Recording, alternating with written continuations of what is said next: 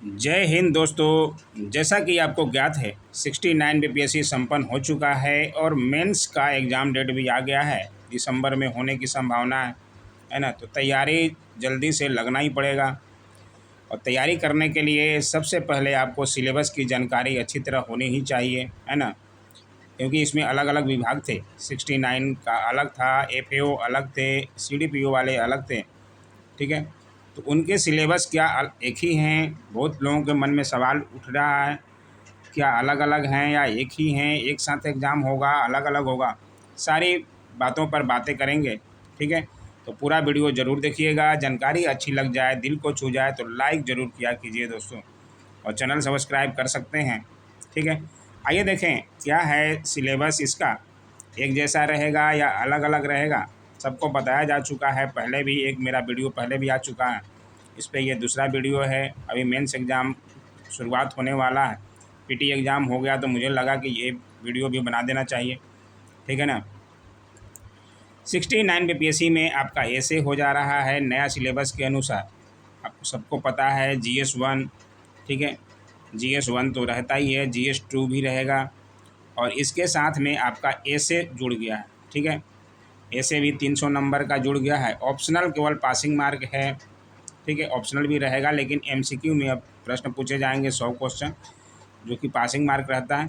और बाकी GS1, GS2 और ऐसे, ठीक है, इन पे ही आपको पकड़ रखनी पड़ेगी 69 वालों को खास। और बाकी आइए दिखाएं सीडीपीओ वाले और एफएओ वालों का क्या सिलेबस रहेगा। इनका अलग रहेगा दोस्तों। सबसे पहले ये जान लीजिए कि सिलेबस अलग रहेगा, इसलिए इनका कटअप भी अलग अलग आएगा। प्रीलिम्स में भी कटअप अलग अलग आएगा, ठीक है। मेंस भी अलग अलग होगा, एक साथ तो हो नहीं सकता क्योंकि अलग अलग सिलेबस है ना इनका, ठीक है। आप ये इतना तो समझ सकते हैं। ये देखिए सीडीपीओ वाले का क्या था, ये भी दिखा दें। इनको हिंदी देना है, जो कि पासिंग मार्क रहता है 100 नंबर के, और 30 नंबर इससे भी कम लाते हैं बहुत लड़के तो, क्योंकि हिंदी को कोई पढ़ता नहीं है ना। हिंदी में ही कम लाएंगे तो उनका कॉपी जांच तो हो जाता है, लेकिन वो पासिंग मार्क में तो आएंगे नहीं, कितना भी नंबर भले ले आए, है ना। लेकिन हिंदी को भी थोड़ा बहुत पढ़ना ही पड़ेगा दोस्तों, देखना ही पड़ेगा, क्योंकि 30 नंबर से तो ऊपर आ जाए कम से कम, है ना। और समान अध्ययन के प्रश्न पत्र 1 और 2 ये तो होंगे ही, ठीक है। ये सीडीपीओ में भी होंगे, आपके एफएओ में भी होंगे और 69 में भी होंगे, इतना तो होगा। लेकिन मेन बात है 69 में ऐसे जुड़ जाता है, और ये सीडीपीओ में ये देखिए ये कौन लोग भर सकते थे? गृह विभाग वाले, मनोविज्ञान वाले, समाजशास्त्र वाले और श्रम एवं समाज कल्याण वाले। तो इन सब्जेक्ट से जो है इनका ऑप्शनल होगा, ये आप पढ़ सकते हैं अच्छी तरह से, ठीक है। इनमें भी जो है ऐसे नहीं है, इनमें भी इसका 300 नंबर का एग्ज़ाम होगा, यानी कि GS1, GS2 और ये ऑप्शनल 300 नंबर, 900 नंबर का हो गया। और इंटरव्यू 120 नंबर का, 1020 का पूरा होता है, ठीक है। तो ये सीडीपीओ वालों का हो जाएगा, ये इनका सिलेबस आप देख लीजिएगा। बाकी आइए देखें मेन है, मैं एफएओ के लिए लाया हूँ ज़्यादातर। ये वित्तीय प्रशासनिक पदाधिकारी एवं समकक्ष यही होता है एफएओ, फाइनेंशियल एडमिनिस्ट्रेटिव ऑफिसर, ठीक है। तो ये समझ जाइएगा इनका क्या होगा। इनका होगा 100 नंबर का हिंदी। हिंदी को भी आपको देखना ही पड़ेगा, हिंदी में भी प्रश्न कम से कम पासिंग मार्क तो लाना ही पड़ेगा दोस्तों, ठीक है ना। इसका नंबर नहीं जुड़ेगा लेकिन आपको पासिंग मार्क तो लाना ही पड़ेगा। GS1, GS2 इतना तो आप समझते हैं। और सिलेबस क्या है मैं पूरे दिखाऊंगा अभी। और इनका ऑप्शनल था वाणिज्य, अर्थशास्त्र, गणित और सांख्यिकी, ठीक है। स्टैटिक्स, मैथ, इकोनॉमिक्स और अकाउंट्स से जो भरे थे, जो सब्जेक्ट वाले इनके हैं ऑप्शनल में। ऑप्शनल भी 300 नंबर का इनका होगा, क्योंकि ऑप्शनल अलग है इनका, इनमें ऐसे नहीं। एफएओ सीडीपीओ में ऐसे नहीं है, आप ये देख सकते हैं, आपके सामने है ये प्रमाण जो भी है, ठीक है। तो ये 300 नंबर का इनका ऑप्शनल होगा, और ऑप्शनल में अच्छे नंबर आपको लाना ही पड़ेगा दोस्तों। ऑप्शनल पे ही पासिंग मार्क निर्धारित होता है। GS1, GS2 को तो सब अच्छी तरह पढ़ते हैं, सब जानते हैं, ठीक है ना। लेकिन ऑप्शनल में जिसका अच्छा नंबर आ जाए वही जो है विजेता होता है, वही जो है सक्सेसफुल होता है, ठीक है। तो एफएओ को आपको ऑप्शनल की तैयारी अच्छी तरह करनी होगी। अब आइए इनके सिलेबस को देख लेते हैं कि वाणिज्य का क्या है, अर्थशास्त्र का, गणित का, सांख्यिकी का, इनके सिलेबस क्या है ना। सिलेबस मैं पहले भी बता चुका हूँ बहुत बार। ऑडिटर के एग्ज़ाम के समय भी बताया था और बहुत लोगों ने सराहा भी था, उसे देखा कर बहुत लोगों ने तैयारी भी किया, पास भी किए, है ना। ये देखिए हिंदी के सिलेबस में आपके क्या है, निबंध, व्याकरण, वाक्य विन्यास, संक्षेपण, इतना तो हिंदी में आप समझते हैं तो कर लीजिएगा, ठीक है। और समान अध्ययन 1 और 2 के होंगे और इसके सिलेबस ये आप देख सकते हैं। समान अध्ययन 1 के भारत का आधुनिक इतिहास और भारतीय संस्कृति, और फिर करेंट अफेयर सेकंड में रहता है, और तीसरे नंबर पर रहता है स्टैटिक्स, जो कि 72 नंबर के पूछे जाते हैं। 2 प्रश्न रहते हैं, 2 इंटू 36 नंबर, ठीक है। तो ये तो आप बना लीजिएगा आसानी से। नहीं बनाइएगा तो हमारे चैनलों पे भी बहुत सारे वीडियो हैं और बताया भी जाएगा, तो चैनल को सब्सक्राइब कर लीजिए। फ़ायदा ही फ़ायदा है दोस्तों, आपको नुकसान नहीं होने वाला है, क्योंकि यहाँ पैसे नहीं लगते, है ना। और कुछ सीखने को ही मिलेगा, कहीं से भी ज्ञान मिले आप ले लीजिए, ठीक है ना। ज्ञान लेने में कोई बुराई नहीं है दोस्तों, भले आप कितने भी ज्ञानी हों, लेकिन कहीं से भी कोई भी दे रहा है ज्ञान, कोई आपसे कमज़ोर बच्चा भी दे रहा है, मैं कमज़ोर ही हूँ आप लोगों की तुलना में, लेकिन फिर भी मैं देने की कोशिश करता हूँ। लिया कीजिए, कि कोई दिक्कत नहीं है दोस्तों, फ्री का है ना, कोई गलत ज्ञान कोई नहीं देता। समान अध्ययन पत्र 2, ये देखिए समान अध्ययन पत्र 2 में GS2 में आपको पॉलिटी रहता है, इकोनॉमिक्स रहता है और भूगोल रहता है, ठीक है। और बाकी ये साइंस एंड टेक का रहता है, तो ये भी जो बहुत बार बताया जा चुका है, और जो नए हैं वो देख लें। इस ये पत्र 1 के अनुसार ये पूरा सिलेबस देख लीजिए क्या है, ये स्क्रीनशॉट ले लीजिए, है ना। इसमें क्या पढ़ना होता है, पहले तो कला आपको विशेष रूप से एक प्रश्न रहेगा ही, इसलिए बार मौर्य कला जो है हर बार पूछा है, हर एग्ज़ामों में पूछा है इस बार।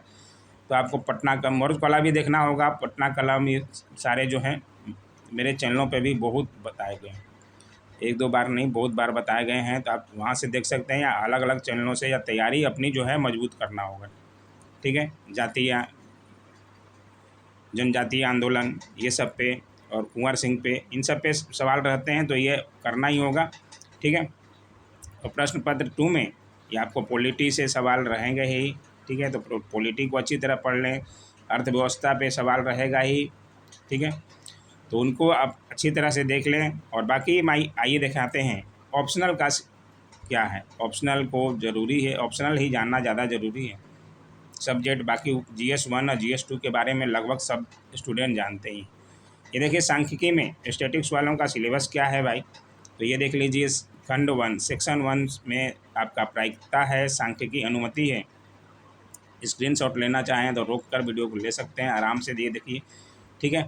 और रैखिक अनुमति और बहुचर विश्लेषण है जो लोग लिए हैं। और खंड सेक्शन में प्रतिचयन सिद्धांत और प्रयोगों की अभिकल्पना, इंजीनियरिंग सांख्यिकी, सब्सक्राइब जरूर कर लीजिएगा दोस्तों।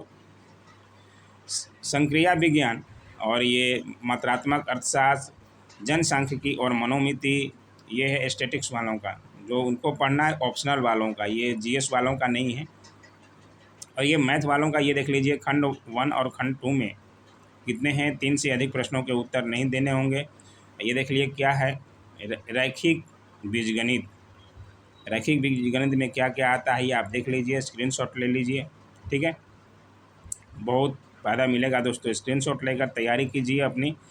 और ये देखिए सदिश विश्लेषण, प्रदेश विश्लेषण और स्थैतिकी, गतिकी, ये सारे जो हैं मैथ के आपके हैं। और भाग सेकंड खंड सेक्शन में 2 में बीजगणित, वास्तविक विश्लेषण, समित्र विश्लेषण, ये भाग का आंशिक समीकरण। और दूसरे में है यांत्रिकी, या स्क्रीनशॉट ले लीजिए मैथ वाले जिनका भी है, ठीक है ना। और उसके बाद बीजगणित, उसमें क्या क्या पूछेगा, यांत्रिकी, समीकी विश्लेषण, तो इन सब पे आपको पकड़ मजबूत रखनी पड़ेगी, है ना। मैथ वाले भी आप समझ सकते हैं, पिछले बार के टॉपर मैथ वाले ही थे जो ऑप्शनल लिए थे, ठीक है। तो ये है आपका। और ये है अकाउंट्स वालों का, जो वाणिज्य शास्त्र और लेखा विधि, उनको क्या पढ़ना है भाई, वो भी अपना देख लें, है ना। लेखा कार्य, लेखा परीक्षा तथा कराधान, स्क्रीनशॉट ले लीजिए, या आपके पास अगर है सिलेबस तो अच्छी बात है, नहीं है तो आप यहाँ से जानकारी लेकर अच्छी तरह से लिख सकते हैं, ठीक है। व्यापार वित्तीय तथा वित्तीय संस्थाएं, ये है उनका। दूसरे खंड में है संगठन सिद्धांत तथा औद्योगिक संबंध, उसमें संगठन सिद्धांत, औद्योगिक संबंध, ये पढ़ना है भाग 1 और 2। और ये अर्थशास्त्र वालों का आ गया भाई। इकोनॉमिक्स सबसे ज़्यादा बच्चे लेते हैं, आप भी शायद इकोनॉमिक्स लिए होंगे, इकोनॉमिक्स का ही इंतज़ार कर रहे होंगे अभी तक, है ना, वीडियो देख रहे हैं तो। इकोनॉमिक्स का इंतज़ार सबको रहता है और बहुत लोग जो है इकोनॉमिक्स में पास भी होते हैं। इकोनॉमिक्स बहुत लोग ने ऑडिटर में भी चेंज कर लिया था लास्ट में ऑप्शनल, और उसमें भी बहुत लोग पास कर गए थे, ठीक है ना। 1 महीने की तैयारी में भी कर लिए थे इकोनॉमिक्स। ये देखिए इकोनॉमिक्स का क्या है, सेक्शन 1 और सेक्शन 2। सेक्शन 1 का आप स्क्रीनशॉट ले लीजिए, ज़्यादा बड़ा नहीं है। अर्थशास्त्र का ढांचा, राष्ट्रीय आय तथा लेखीकरण, राष्ट्रीय आय पे प्रश्न पूछे गए थे। और आर्थिक विकल्प, उपभोक्ता व्यवहार, पादक व्यवहार और बाजार के रूप, ठीक है, ये सारे आपको आएंगे।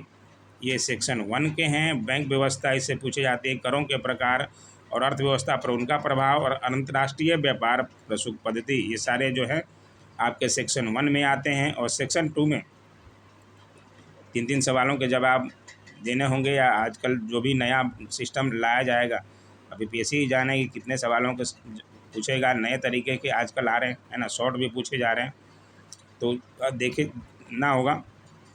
सेक्शन 2 में ये देखिए, भारतीय अर्थव्यवस्था, कृषि उत्पादन, औद्योगिक उत्पादन, कृषि उत्पादों और औद्योगिक उत्पादों के मूल्य निर्धारण, बजट की प्रवृत्ति, राजकोषीय वितरण, मुद्रा और साख प्रवृत्तियों और नीति, ये सारी आपको पढ़ना पड़ेगा। भारतीय योजनाएं क्या है, भारत की अर्थव्यवस्था, कृषि एवं उद्योग से संबंधित, तो ये सेक्शन 2 के हैं। आप स्क्रीनशॉट ले लीजिए ताकि आपको जानकारी हो जाए अच्छी तरह से, है ना।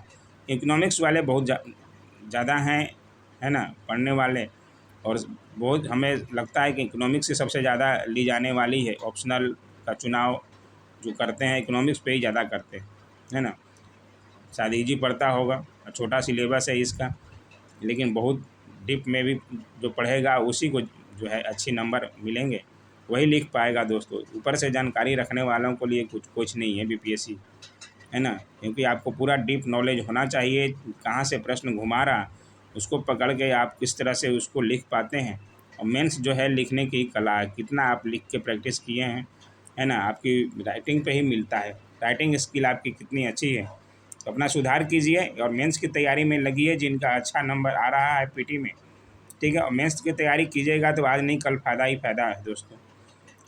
अभी बैठने से अच्छा है कि आप मेंस की तैयारी करें अच्छी तरह से, और अच्छी तरह से करें ताकि आपका जो है निकल जाए मेंस भी, है ना। यही था सिलेबस आपका। उम्मीद है जानकारी अच्छी लगी होगी। जानकारी अच्छी लगी तो लाइक, शेयर, कमेंट और सब्सक्राइब ज़रूर से ज़रूर कर लें दोस्तों, ठीक है। Thanks for watching.